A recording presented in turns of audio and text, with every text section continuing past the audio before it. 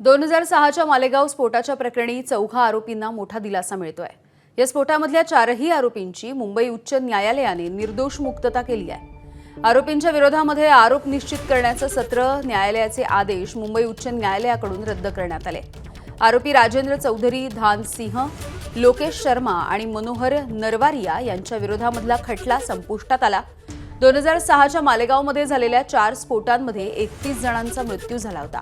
राष्ट्रीय तपास यंत्रणेला प्रत्यक्ष घटना पाहिल्याचा दावा करणारा एकही प्रत्यक्षदर्शी साक्षीदार सादर करता आला नाही।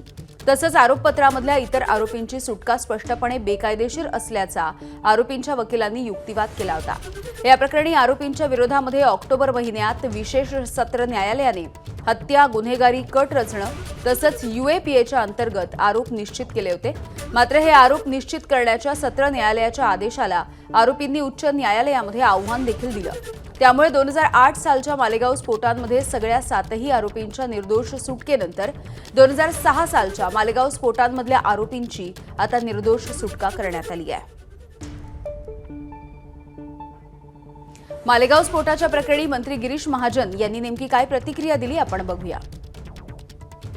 मालेगाव बॉम्ब ब्लास्टमधले सगळे जे आरोपी होते त्यांना निर्दोष मुक्त करण्यात आलेलं आहे। कोर्टाने त्याची निर्दोष मुक्तता केलेली आहे आणि या बाबतीमध्ये काँग्रेसने खूप मोठा टॉप फोडलेला होता।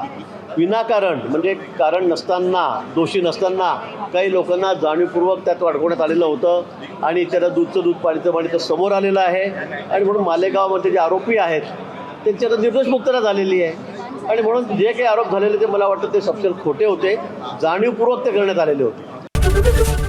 ABP माझा, उघडा डोळे बघा नीट।